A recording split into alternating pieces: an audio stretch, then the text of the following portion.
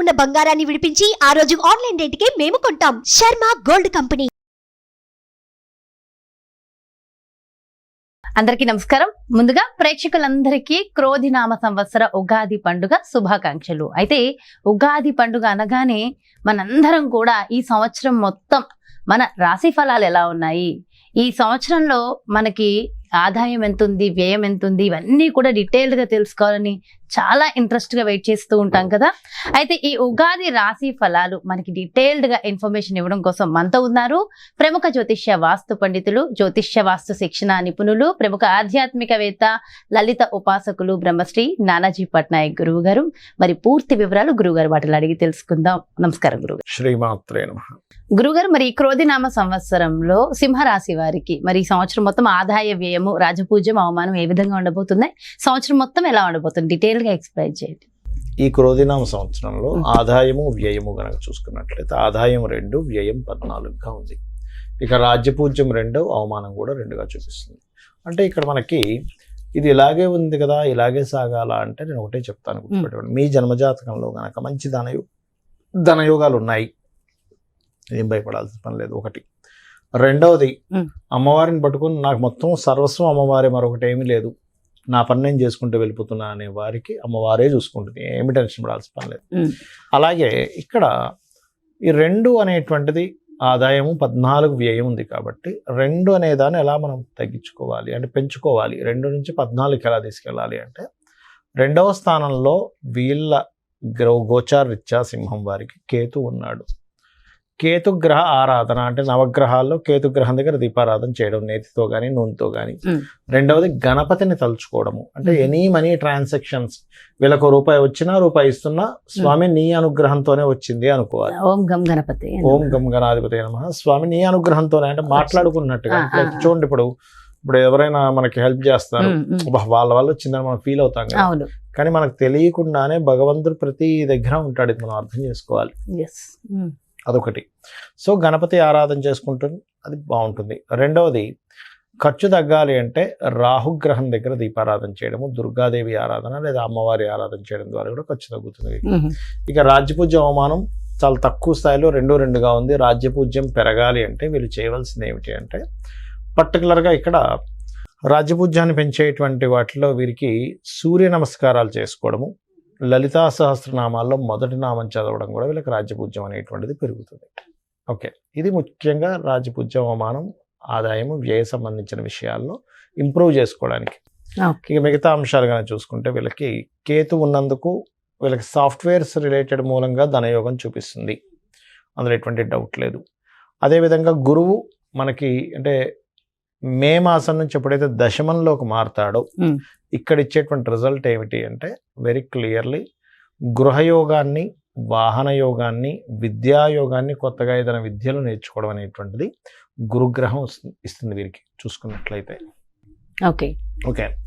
అలాగే సంతానం కోసం ప్రయత్నం చేసేటువంటి వారికి కూడా కొద్దిగా అంటే ఈ సంవత్సరం మే తర్వాత నుంచి కొంచెం మే నుంచి ఒక అక్టోబర్ వరకు సంతానం విషయంలో కొంచెం ప్రయత్నం చేసే విషయంలో వీలైతే మే లోపలే ప్రయత్నం చేయడం మంచిది. ఎందుకంటే పంచమం మీద గురుబలం ఉంటుంది. మే మారితే కొంచెం గురుబలం తగ్గి మరలా October, middle of the October నుంచి పెరుగుతుంది. కాబట్టి కొంచెం మే నుంచి మిడిల్ ఆఫ్ ది అక్టోబర్ వరకు ఈ IVFలు, IUIలు చేయించుకునే వారు కొంత జాగ్రత్తగా ఉండాలి. ఇక సింహం వారికి 7వ స్థానంలో ముఖ్యంగా అంటే ఈ మే మనకి ఏప్రిల్ నుంచి మనకి ఉగాది స్టార్ట్ అయినప్పటికీ దానికంటే ముందు నుంచే కొంచెం శనికుజులు కలిసి ఉంటున్నారు 7వ. కాబట్టి ఏమిటి, ఈ శనికుజ కలయిక వల్ల మీరు ఏదైనా జీవిత భాగస్వామిని ఎంపిక చేసుకునే విషయంలో కానీ, పార్ట్నర్స్తో కానీ తెలియని ఆర్గ్యుమెంట్స్, డిస్కషన్స్ ఇవి కనిపిస్తున్నాయి పర్టికులర్గా చూసుకున్నట్లయితే. ఓకే, ఇవి ఈ యొక్క ఇది ఫలితం తగ్గాలి అంటే కొంచెం మీరు కొంచెం ఏప్రిల్ మాసంలో పర్టికులర్గా కుజాశని గ్రహాల దగ్గర కనుక దీపారాధన కనుక చేసినట్లయితే వివాహ సంబంధించిన విషయాల్లో ఇబ్బంది రాకుండా ఉండడము, కుదరడము, పార్ట్నర్స్తో కుదరడం ఇటువంటివి స్పష్టంగా గోచరిస్తున్నాయి. ఇక పర్టికులర్గా గమనించుకున్నట్లయితే కాస్త దశమ స్థానంలో గురువు ఉన్నందుకు అష్టమాధిపతి అవుతాడు వీళ్ళకి గురువు. ఈ లగ్నానికి శుభుడైనప్పటికీ కూడా అష్టమాధిపతి అయినందుకు కొంచెం జాబ్ విషయంలో కొన్ని చేంజింగ్స్ కానీ మార్పులు కానీ చేసుకుంటారు వీరు. కొత్త ఉద్యోగ అవకాశాలు కూడా వస్తాయి. కాకపోతే వీళ్ళకి రియల్ ఎస్టేట్ వాళ్ళకి చాలా బాగుంటుంది. రియల్ ఎస్టేట్ వారికి కొత్తగా ఏదైనా నేర్చుకోవడానికి మాత్రం చాలా బాగుంది. తల్లిదండ్రుల యొక్క అనుగ్రహం కూడా బాగుంది. అదేవిధంగా అష్టమ స్థానంలో రాహు సంచారం జరుగుతున్నందుకు కాస్త వాహన ప్రయాణాలు చేసేటప్పుడు మాత్రం కాస్త జాగ్రత్తగా ఉండాలి. వాహనాల మీద వెళ్ళేటప్పుడు ఇట్లాంటి విషయాల పట్ల కొంత జాగ్రత్త వహించినట్లయితే సరిపోతుంది, గమనించుకున్నట్లయితే. ఇది ఓకే, చిన్న చిన్న పరిహారాలు చేసుకుంటే ఓవరాల్ గా బాగుంది సింహరాశి వారికి. సరిపోతుంది. ఓకే గురుగారు, చాలా చక్కగా వివరించారు గురుగారు. అయితే ప్రపంచ వ్యాప్తంగా, దేశ వ్యాప్తంగా మొత్తం ఎలా ఉండబోతుంది అంటారు ఈ సంవత్సరం? ఒకటేనమ్మా, క్రోధినామ సంవత్సరానికి అధిపతి ఎవరు, అంటే ఈ సంవత్సరానికి రాజు ఎవరు అనేటువంటిది తీసుకుంటే కుజుడు అవుతాడు. కుజుడు అంటే ఫైటింగ్, గొడవలు, ఉద్యమాలు, యుద్ధాలు, వీటికి కారకుడు అనమాట కుజుడు. అందుకని అటువంటి వాతావరణం కనిపిస్తుంది. అయితే లక్కీ ఏంటంటే కాలసర్ప దోషం నుంచి గురువు బయట ఉన్నాడు, అది కొంత సేఫ్ ఇస్తుంది. బట్ ఏదైనా కానీ కొంచెం యుద్ధ సంబంధంగా, అంటే రాజులకి ఇప్పుడు చూడండి అప్పటిదాకా అక్కర్లేదు, మనకి ఫిబ్రవరి నుంచే స్టార్ట్ అయింది దాని ప్రభావం. ఎందుకంటే ఈ రవి మనం జనవరిలో మనం చెప్పుకున్నప్పుడు కూడా చెప్పుకున్నాం, కొంచెం ఈ సమయంలో కొంచెం ఈ బాంబు పేలుళ్ళని, లేకపోతే ఈ గొడవలని, కొంచెం ఈ యుద్ధ నౌకల్ని ట్రాప్ చేయడం అని, లేకపోతే అంటే నౌకా దళాల మీద, లేకపోతే నౌకల మీద, అంటే జలరాశుల్లో కుజుడు శని ఉన్నారు కాబట్టి నౌకల మీద అంటే దాడి చేయడం, దాన్ని హైజాక్ చేయడం లాంటివి ఉంటాయని చెప్పుకున్నాం లాస్ట్ మాట్లాడితే జరిగింది ఈ మధ్య అంతా కూడా. అంటే ఏమిటి, ఈ సంవత్సరం ప్రత్యేకంగా కొంతవరకు ఈ యుద్ధ సంబంధించినటువంటి ఈ మనం ఊహించినటువంటి మార్పులు అనేకమైన జరుగుతాయి. అంటే అసలు లాస్ట్ మినిట్ వరకు ఇది మారదు, ఇలాగే జరుగుతుంది అనుకుంది, అది సడన్ గా మార్పు వచ్చేస్తుంది. అసలు ఎవరు ఎక్స్పెక్ట్ కూడా చేయరు, అసలు ఇలా జరుగుతుందా, ఇలాంటివి కూడా జరుగుతుంది అసలు ప్రపంచంలో అన్నట్టుగా జరుగుతుంది.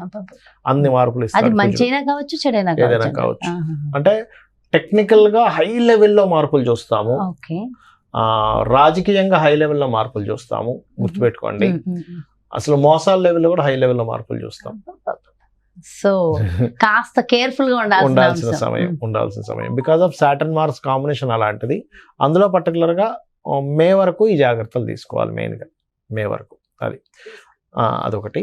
ఇక మిగతా అంశాలు కనుక చూసుకుంటే గనక, అంటే వీళ్ళు మరి ఇప్పుడు ఈ యుద్ధ సంబంధించిన ఇవన్నీ అనుకున్నాం కదా, మరి రకరకాల దేశాల్లో మన ఇండియన్స్ ఉంటారు, అందరూ కూడా మనుషులే కాబట్టి వీళ్ళెవరూ కూడా ఇబ్బంది పడకుండా ఉండాలి అంటే ఒకటే గుర్తుపెట్టుకోండి, కాలభైరవ అష్టకము, కాళికాదేవి యొక్క స్తోత్రాలు, కాలభైరవ అష్టకం కానీ, నృసింహస్వామి యొక్క స్తోత్ర పఠనం చేయడం కానీ, ఆంజనేయ స్వామి యొక్క ఆరాధన చేయడం కానీ, ఇవి గనక చేయగలిగితే, లేదా మీకు దగ్గరలో గోశాల ఉంది, గోవులకు కాస్త బెల్లము, అదేవిధంగా నువ్వులు కాదు సారీ బెల్లము మరియు క్యారెట్లు, నువ్వులు తినిపించకూడదు, పొరపాటు నువ్వులు అన్నాను, నువ్వులు అస్సలు తినిపించకూడదు, బెల్లము క్యారెట్స్ తినిపించాలి. నువ్వులు దానం మాత్రమే ఇవ్వాలి. చాలా మంది అంటుంటారు, ఏమంటే నువ్వులు మేము తినిపించాలా అని అడుగుతూ ఉంటారు, ఏది పురోహితుడు తీసుకోవట్లేదని. ఎందుకంటే అమ్మ అది ఏదైనా మనకి ప్రెగ్నెన్సీతో ఉందనుకోండి, దాని ప్రెగ్నెన్సీ ఇచ్చిన అవ్వడం వల్ల మరింత దోషం ఏర్పడుతుంది. కాబట్టి ఇది జాగ్రత్త తీసుకోవాలి. సో కాబట్టి ఈ జాగ్రత్తలు తీసుకుంటే సరిపోతుంది. ఇదంతా ఓవరాల్ గా సామూహికంగా కూడా చేయడం వల్ల ప్రపంచానికి ఇంకొంచెం మంచి జరుగుతుంది కదా గురుగారు. ఇవే కాకుండా ఇంకేమైనా జాగ్రత్తలు తీసుకోవాల్సిన అవసరం ఉంటుందంటారా? జాగ్రత్తలు అంటే ఏం లేదమ్మా, ఒకటి గుర్తుపెట్టుకోండి, నేను చెప్పేది ఒకటే, మనకి ఎప్పుడైనా సరే గ్రహస్థితిలో ఎలాగున్నా, అంటే మన జాతకం ఎలా ఉంది, వాస్తు ఎలా ఉంది, ఇవన్నీ ఎలాగున్నా, నేను చెప్పేది ఒకటే, అమ్మవారిని గనక మనం ఆశ్రయించినట్లయితే ఇవన్నీ కూడా పక్కకు పోతాయి. అయితే మరి ఈ శాస్త్రం ఎందుకు ఇచ్చింది అమ్మవారు? ఈశ్వరుడే స్వయంగా కూడా జ్యోతిష్ శాస్త్రాన్ని ఇచ్చాడు కదా, మనం చెప్పుకుంటూ ఉంటాం కొన్ని వాటిల్లో, మహర్షుల ద్వారా మనకు అందించాడని. మరి ఆ పరమేశ్వరుడు ఎందుకు అందించాడంటే మనకు ఒక జాగ్రత్త చూసుకోవడానికి, ఒక రూట్ మ్యాప్ లాగా మనం ఒక తయారు చేసుకుంటున్నాం. ఏది, ఏ రూట్ లో ఎక్కడ ట్రాఫిక్ ఉంది, ఎక్కడ ఏది ఉంది అన్ని తెలుసుకుని దాన్ని బట్టి వెళ్తున్నాం కదా. అలాగే మనకు భగవంతుడే ఈ యొక్క జ్యోతిష్ శాస్త్రాన్ని అందించాడు. దీనివల్ల ఏమిటి, మనం మన జన్మజాతకం కూడా చూసుకోవాలి. అంటే మన జన్మజాతకంలో లగ్నబలం ఎలా ఉంది, ధనం ఏ మార్గంలో వెళ్తే మనకు ధనం సంపాదిస్తాము, ఏ రకంగా ప్రయత్నిస్తే మన ప్రయత్నాలు సఫలీకృతం అవుతాయి, ఏ దిశలో ఉంటే మనకి బాగుంటుంది, సంతాన అభివృద్ధి ఎందుకు అవ్వట్లేదు, వివాహం ఎందుకు అవ్వట్లేదు, మన జన్మజాతకంలో ఉంటుంది. అంటే ఏ సమయంలో వివాహం చేసుకుంటే బాగుంటుంది, అదేవిధంగా మనకి ఏ వృత్తుల్లో బాగుంటుంది, ఏ వ్యాపారాల్లో బాగుంటుంది, ఎందులో ఎప్పుడు ఇన్వెస్ట్మెంట్ చేస్తే మంచిది, ఎప్పుడు ఇన్వెస్ట్మెంట్ చేయకూడదు అనేటువంటి అన్ని విషయాలు ఉంటాయి.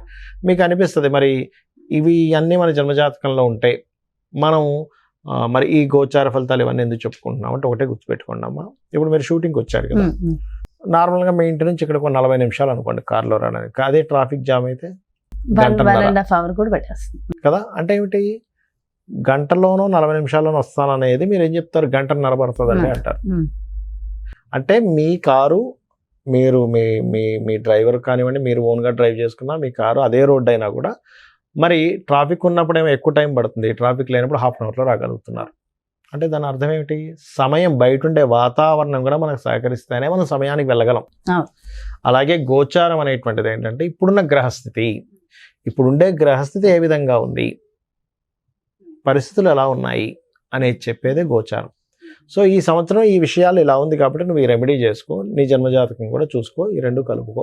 జ్యోతిష్య పండితులు ఉన్నదే అందుకు. ఇంకోటి ఏంటి, నేను ఒకటే చెప్తా, నా జాతకం ఎలా ఉంది, నా దశ ఎలా ఉంది, పాడైపోయింది ఏం పెట్టుకోకండి, అమ్మవారిని నమ్ముకోండి. అమ్మవారి అంతా దారి చూపిస్తుంది మనకి. ఎలా ఉన్నా జాతకం ఎలా ఉన్నప్పటికీ ఎలా ఉన్నా అమ్మవారు చూపిస్తుంది.